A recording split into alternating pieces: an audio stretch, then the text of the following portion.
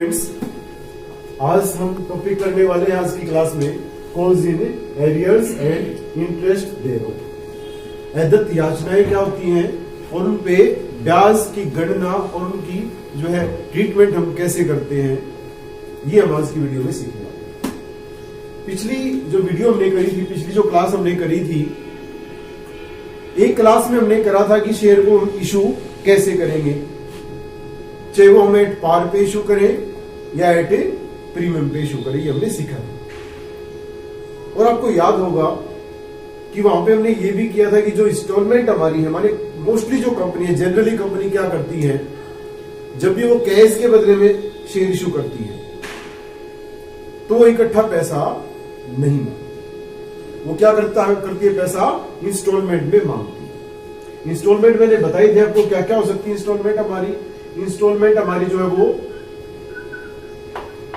Application हो सकती है, इंस्टॉलमेंट हमारी क्या हो सकती है, अलॉटमेंट हो सकती है, इंस्टॉलमेंट हमारी फर्स्ट कॉल हो सकती है, और इंस्टॉलमेंट हमारी सेकंड और फाइनल कॉल हो सकती है। ये मैं आपको पहले से ही बता चुका कि मैक्सिमम ये 4 इंस्टॉलमेंट हमारी हो सकती है। जितना भी हमारा पैसा बनता था शेयर का, जो फेस वैल्यू जिसको हम बोलते हैं, उसको हम 4 भागों में बांट देते थे। मान लो कि 100 रुपए का हमारा शेयर है, तो हम क्या कर देते थे कि उसमें से मान लो कि 30 रुपए एप्लीकेशन पे मांग लिए, 20 रुपए हमने अलॉटमेंट पे मांग लिए, 30 रुपए हमने फर्स्ट कॉल पे मांग लिए, और बाकी बचे हुए 20 रुपए हमने सेकंड और फाइनल कॉल पे मांग लिए।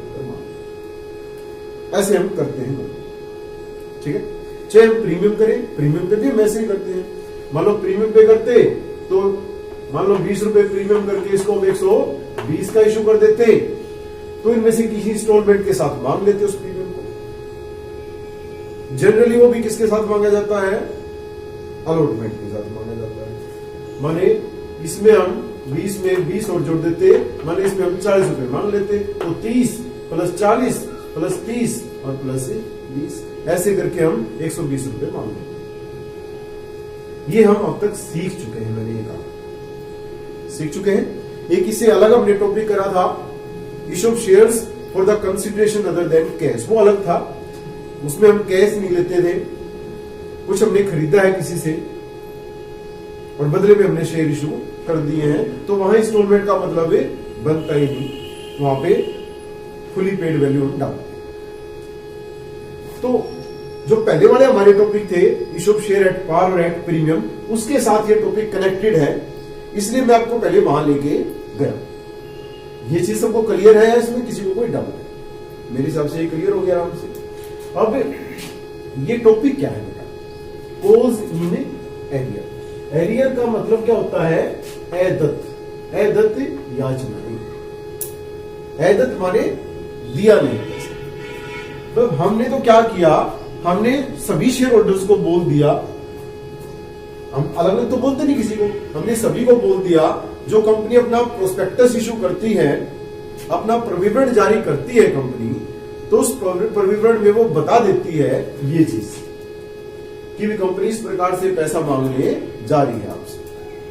आपको जो है वो 30 रुपए आपको एप्लीकेशन पे भेजने हैं, आपको 20 रुपए अलॉटमेंट पे भेजने हैं सभी को, 30 रुपए आपको अपने शेयर्स के हिसाब से सभी को फर्स्ट कॉल पे भेजने हैं, और बचे हुए 20 रुपए आपको सेकंड और फाइनल कॉल पे भेजने हैं। ऐसा कंपनी सभी को बता देती है प्रोस्पेक्टस इशू करते टाइम।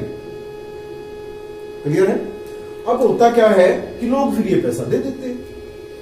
स्टार्टिंग में वो 30 रुपए एप्लीकेशन के पास हाथ भेज देते हैं, जब कंपनी उनको अलॉटमेंट का लेटर भेजती है तब वो 20 रुपए भेज देते हैं, कंपनी उनको शेयर दे देती है, सर्टिफिकेट। फिर कंपनी जब भी लेटर उनके पास फर्स्ट कॉल के लिए भेजती है डिमांड करने का, तो वो 30 रुपए अपने शेयर के हिसाब से और भेज देती है।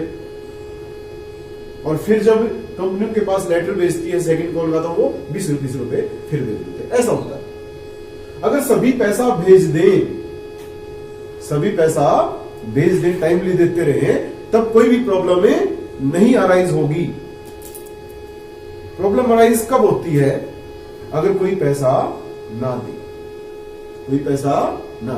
अब जैसे मान लेते हैं कि हमारे पास जो शेयर्स थे, जो हमने इशू करे थे ना, वो हमने इशू करे थे 1000 शेयर्स। कंपनी ने कितने शेयर इशू करे थे भाई? 1000 शेयर। 1000 शेयर कंपनी ने दिए शेयर होल्डर्स को, और इस 1000 में हर एक को एक शेयर पे कितना पैसा देना है? 100। तो 1000 गुना 100 जब हम करेंगे तो कितना आ जाएगा हमारा? 1 लाख। ये हमारे पास टोटल रुपए आने थे। लेकिन क्या हुआ कि बीच में कोई एक आदमी था ए, उसके पास शेयर थे 100। कितने शेयर थे उसके पास? 100 शेयर उसके पास थे। उसने क्या किया? उसने ये पैसा भी दे दिया, उसने ये पैसा भी दे दिया, और उसने ये पैसा भी दे दिया। लेकिन जब यहां आए तो बोला भी मैं पैसे देने में असमर्थ हूं। कुछ भी दिक्कत हो सकती किसी के साथ, तो उससे ये पैसे नहीं दिए जा रहे। कौन से पैसे नहीं दिए जा रहे? 20 रुपए। माने उसके 100 शेयर पे 20 रुपए एक शेयर पे थे, तो टोटल उसने कितने देने थे बेटे? 2000। माने 2000 रुपए ए ने फाइनल कॉल पे कंपनी को देने थे, और इसने क्या कर दिया? मना कर दिया कि I am not able to pay any amount on my shares on final call. Final call पे मैं कोई भी पैसा आपको नहीं दे सकता। तो ये जो पैसा है 2000, इसको हम बोलेंगे कॉजिंग। क्या बोलेंगे इसको हमें? कॉजिंग। क्या समझ आ रहा आपको ये चीज? माने अदत्त याचना क्या है, कॉजिंग एरियर क्या है? ये वो राशि है जो किसी अंशधारी से, किसी शेयर होल्डर से नहीं आती है हमारे पास। अगर कोई शेयर होल्डर कोई अमाउंट देने में असमर्थ है, अगर कंपनी को किसी भी इंस्टॉलमेंट पे अगर कुछ राशि नहीं मिलती है, कोई पैसा नहीं मिलता है, कोई शेयर होल्डर पैसा नहीं देता है, तो उस पैसे को हम क्या बोलते हैं? कॉजिंग एरियर बोलते हैं। चाहे वो पैसा हमारा अलॉटमेंट पे ना आए, चाहे वो पैसा हमारा फर्स्ट कॉल पे ना आए, चाहे वो पैसा हमारा सेकंड कॉल पे ना आए, किसी पे भी, किसी भी इंस्टॉलमेंट पे अगर कोई पैसा आना रह जाता है बच्चों, तो उसको हम क्या बोलते हैं? उसको हम अदत्त याचना बोलते हैं, उसको हम कॉजिंग एरियर बोलते हैं। क्या किसी को इसके मीनिंग में कोई समस्या है? मीनिंग क्लियर होगा क्या मतलब है कॉजिंग एरियर का? आपने एक चीज देखी, मैं अलॉटमेंट से चला, मैंने एप्लीकेशन पे नहीं कहा कि किसी का एप्लीकेशन पे पैसा ना आया। भाई अगर किसी का एप्लीकेशन पे ही नहीं पैसा आया तो उसने एप्लीकेशन के लिए डिमांड भेजी ही नहीं ना। जिसने डिमांड ही नहीं भेजी उसको शेयर मिलेगा ही नहीं। इसलिए एप्लीकेशन का एरियर नहीं होता है। एरियर कहां से स्टार्ट होता है? अलॉटमेंट। या तो अलॉटमेंट पे हो सकता है किसी ने अलॉटमेंट के पैसे ना दिए, या कि हो सकता है किसी ने फर्स्ट कॉल के ना दिए, या हो सकता है किसी ने फाइनल कॉल के पैसे। कितना समझ में आ रहा आप लोगों को? अब एक चीज और मैं बताऊंगा आपको कि जो ये पैसा नहीं आया है, इसके आगे 2 ऑप्शन है। एक ऑप्शन तो ये है कि अगला आज पैसे देने में समर्थ नहीं है, कुछ दिन के बाद वो पैसे दे सकता है कि जी अब है मेरे पास, ले लिए पैसे। एक तो ये केस हो सकता है, जैसे किसी ने फाइनल कॉल का नहीं दिया ना, इसने ये कुछ दिन के बाद पैसे दे दे, ऐसा हो सकता है। अच्छा, ऐसा भी हो सकता है कि किसी ने, मान लेते हैं कि इसने जो है पैसा सेकंड कॉल का नहीं दिया। किसका नहीं दिया? इसने सेकंड कॉल का नहीं दिया, 3000 रुपए। फिर ऐसा हो सकता है कि जब ये सेकंड कॉल का पैसा देने लगा तो इसने सेकंड कॉल के साथ साथ फर्स्ट कॉल का अपना बचा हुआ पैसा भी दे दिया। ऐसा समझा ये बात? ये जो मैंने कहा इसका मतलब है कि किसी ने अगर पैसा नहीं दिया है किसी पर्टिकुलर इंस्टॉलमेंट पे, तो वो बाद में वो पैसा दे सकता है। अभी आज समर्थ नहीं है, बाद में दे सकता है। एक तो ये केस हो सकता है। दूसरा केस क्या हो सकता है? दूसरा केस हो सकता है कि वो बिल्कुल ही हाथ खड़े कर दे, मेरे बस की बात नहीं है, I am not able to pay. कभी भी मैं देने के लिए जो मैं मतलब मेरी क्षमता नहीं है, मैं नहीं दूंगा, देना ही नहीं चाहता वो, या दे ही नहीं सकता। तो हम क्या करेंगे? अब नेक्स्ट हमारा एक बहुत इंपॉर्टेंट टॉपिक आएगा, थोड़ा सा मैं उसके बारे में बता रहा हूं। हम उसका नाम काट देंगे। जैसे बच्चा कोई नहीं देता उसका नाम है काट देते हैं ना, तो ऐसे ही वहां पे भी हम शेयर होल्डर का एक रजिस्टर होता है, उसमें से नाम है काट देंगे। जो अब तक पैसे उसने दिए हैं वो कंपनी अपने जेब में रख लेगी और उसको भगा देगी, जाओ तो हमारा शेयर होल्डर है। ये दो केस हमारे हो सकते, इतना समझ में आया है सभी को।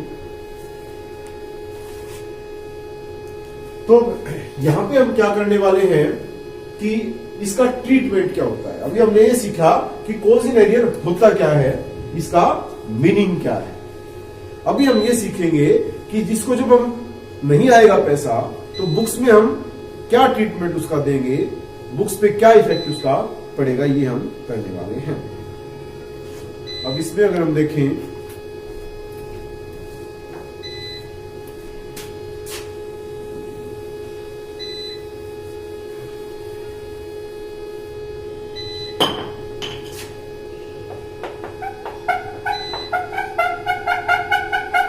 तो दो हमारे पास ऑप्शन हो सकते हैं यहां पे। पहला option, cause in arrear account is open.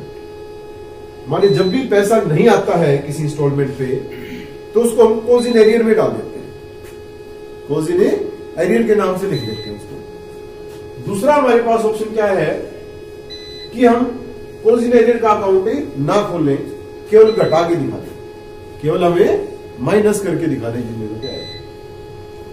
ये थोड़ा थोड़ा वैसे ही है। अगर हम प्लस वन में वापिस चलें चैप्टर नंबर 9 में, वहां पे कंसेप्ट था अकाउंटिंग ट्रीटमेंट ऑफ डिस्काउंट्स। वहां पे दो तरह के डिस्काउंट हमारे थे, एक ट्रेड डिस्काउंट और एक कैश डिस्काउंट। ट्रेड डिस्काउंट का हमें लिखते नहीं थे, ट्रेड डिस्काउंट का अकाउंट हमें नहीं खोलते थे, हम अमाउंट में से लेस करके नेट अमाउंट हम एंट्री में दिखा देते थे। और जो कैश डिस्काउंट हमारा होता था उसको डिस्काउंट अलाउड या डिस्काउंट रिसीव्ड के नाम से उसका अकाउंट खोला जाता था। ध्यान आया? तो यहां पे इसका भी वही हमारा कुछ कुछ ट्रीटमेंट है। वहां पे अलग अलग डिस्काउंट थे, यहाँ पे इस एक ही चीज की बात कर रहे हैं। कॉज इन एरियर की हमारे पास दो ऑप्शन है, या तो उसका अकाउंट खोल दो या उसका अकाउंट ना खोलो। ऑप्शन है हमारे पास। माने अगर ज्यादातर क्या होगा क्वेश्चन में ये कहते ही नहीं है कि आपको उसका अकाउंट खोलना है या नहीं खोलना है, जनरली ऐसा ही मिलता है। तो उस केस में डिपेंड अपॉन यू, ये आपके ऊपर डिपेंड करता है कि whether you want to open calls in arrear account और आप खोलना चाहते हैं या नहीं खोलना चाहते। जो आप चाहेंगे वही आप कर सकते हैं। लेकिन रियरली होता अगर क्वेश्चन में उन्होंने कह दिया कि आपको जो है ओपन करना है एरियर अकाउंट या विदाउट ओपनिंग एरियर अकाउंट, तो फिर आपको जैसे उन्होंने कहा वैसा ही आपको रिएक्ट करना पड़ेगा। मैं आपको दोनों ही बता रहा हूं, ठीक है जी, क्लियर है? तो एक एग्जांपल मैं ले लेता हूं और उस एग्जांपल को हम दोनों ही मैं उसको अप्लाई कर देता हूं। एग्जांपल में क्या ले रहा हूं? एग्जांपल हमारा XYZ लिमिटेड है, उसने इशू करे हैं 10,000 इक्विटी शेयर्स ऑफ ₹100 ईच। उसने 10,000 ₹100 का एक शेयर इशू कर दिए एट पार। कैसे इशू करे? एट पार उसने इशू कर दिए हैं। और अमाउंट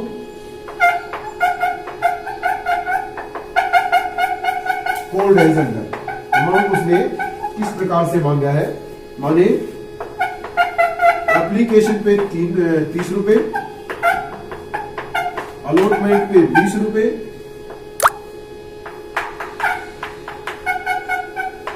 फर्स्ट कॉल पे अगेन 30 रुपीज,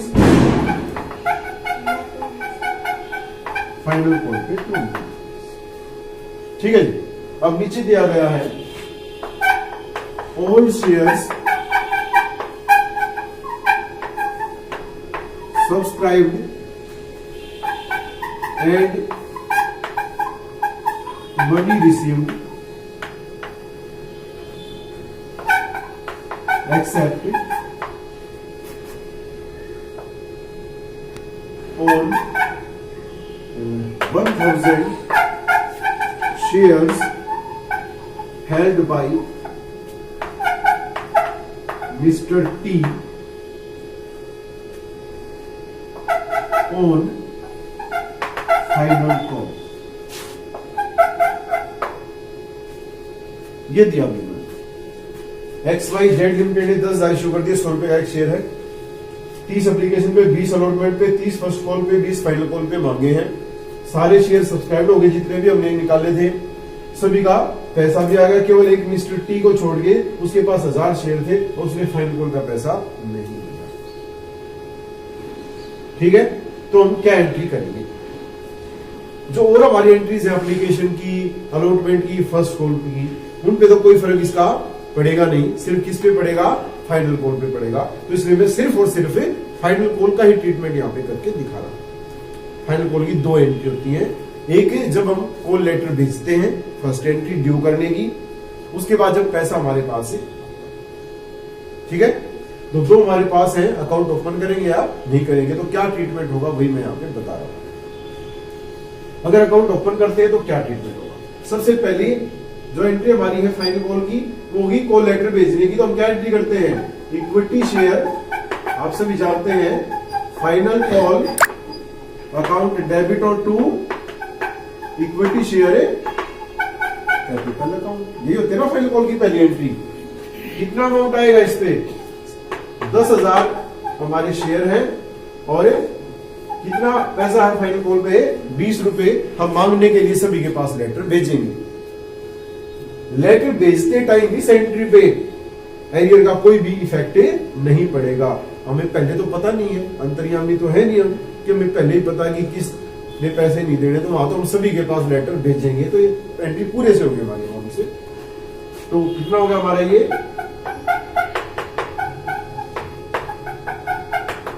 2 लाख रुपए। यहां आप जानते हैं हम क्या लिखते हैं कि फाइनल कॉल बिकम्स ड्यू। अब इसकी जो नेक्स्ट एंट्री है, जब हमारे पास पैसे आएंगे तो बैंक अकाउंट है ना, कितने पैसे आएंगे ये यहां पे हमें देखना पड़ेगा। वर्किंग नोट्स में हम जाते हैं। वर्किंग नोट्स में हम लिखते हैं calculation of final call money. सबसे पहले अमाउंट ड्यू, आना कितना था? कितना आना था भाई? 2 लाख रुपए आना था। अब नहीं आया, जो पैसा नहीं आया क्या करेंगे? इसमें से माइनस करेंगे या प्लस करेंगे? माइनस करेंगे। तो लेस करेंगे हम कॉल्स इन एरिया। कितने शेयर है जी? 1000 शेयर है जिसके पास भी है, एट द रेट ऑफ ₹20 पर शेयर। ये पैसा नहीं आया है ना। तो 1000 को 20 से मल्टीप्लाई करेंगे तो कितना आएगा हमारा? 20,000 रुपए नहीं आए तो कितने आएंगे हमारे पास? 1 लाख। क्या इसमें किसी को दिक्कत नहीं? तो यहां लिख देंगे हम 1,80,000। अब एरियर का अकाउंट खोलना चाहते हैं। जो 20,000 नहीं आए हैं वो किस नाम से डालेंगे? हम कॉल्स इन एरियर डालेंगे। ठीक है, तो डेबिट हो जाएगा यहां पे calls in arrear account debit. जैसे बैड डेट्स के पैसे नहीं आते थे तो हम करते कैश अकाउंट डेबिट, जो नहीं आए हैं बैड डेट्स में डेबिट कर देते थे, लॉस होता था हमारा। ये भी एक तरह से हमारा लॉस ही है इस टाइम पे। जब तक नहीं आएंगे तब तक हमारा नुकसान ही है। तो calls in arrears account debit कितने हमारे? 20,000। और 2 पैसे किसके आए हैं? ये इक्विटी शेयर फर्स्ट कॉल। हमारे फर्स्ट कॉल के कितने? 2 लाख आने थे हमारे, 180 आगे और 20,000 हमारा। यहां लिख देंगे हम final call money received accept 2,000 share, sorry 1,000 share. 1,000 share को छोड़ के बाकी से फाइनल कॉल का पैसा आ गया। क्या इसमें दिक्कत है किसी को? कोई कर पाएंगे इजीली साहब? हो जाएगा। बाकी मैंने क्वेश्चन नहीं करवाया, एप्लीकेशन अलॉटमेंट फर्स्ट कॉल, क्योंकि उस पर इसका कोई फर्क पढ़ना ही नहीं है। फर्स्ट कॉल लिखते हैं। यहाँ पे हमारा फर्स्ट कॉल की जगह क्या आएगा, फाइनल कॉल, क्योंकि फाइनल कॉल के पैसे की मिलती है। पहले वाली 3 इंस्टॉलमेंट हमारी सेम होती है, इसलिए हमने केवल फाइनल कॉल का ही ट्रीटमेंट किया। हो जाएगा कि नहीं हो जाएगा ऐसा?